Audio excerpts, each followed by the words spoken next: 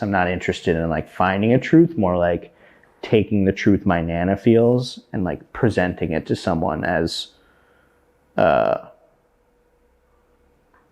worthwhile part of like why we should demand more transparency and we should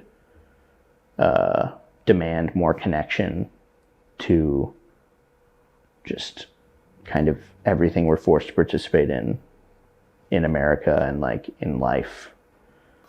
Yeah, my name is Devin Fitchwell. I'm a artist based out of Philly that mostly handles photography and moving image and some audio. I'm originally from Maryland, where I got my associates in digital arts, and then coming to get my BFA brought me here to Philly, and I got that in photo at Tyler School of Art at Temple. How long ago was that? I graduated right at the beginning of the pandemic, so that was 3 years. 3 years ago, I got the degree. Yeah, so the project I've been working on is Broken Bridges. It's I guess the best way to describe it is a multimedia photo-focused project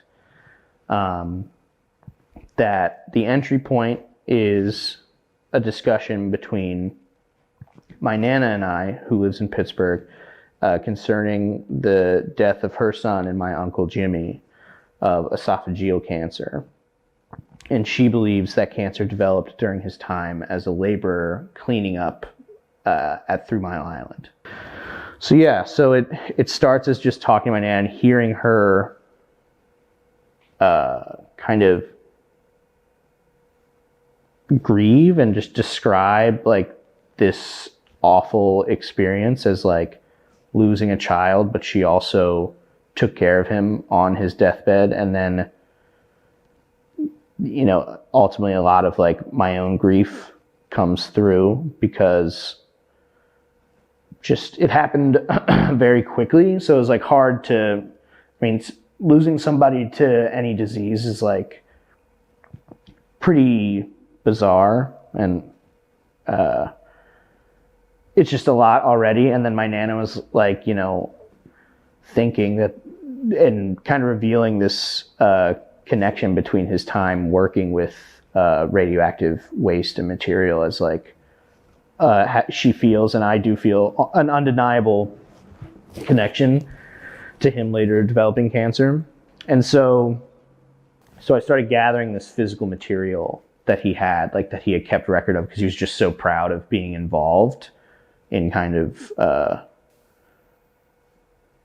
containing the incident, because this is a huge deal to people in Pennsylvania. It's extremely scary because the potential was a nuclear fallout hitting all of the East Coast, I guess, would be the worst case scenario if that plant melted down.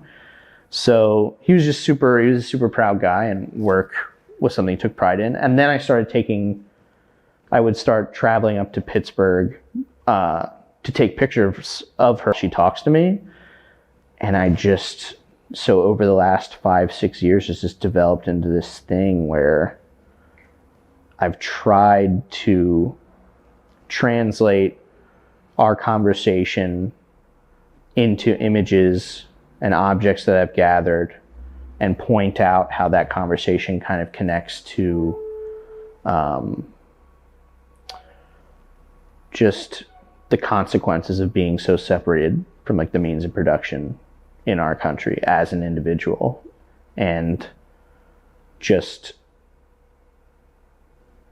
I guess, to make a specific point, how safe nuclear energy can be, could be, and should have been, and could have been. It's like potentially like a perfect clean energy is, from what a lot of people like to understand it.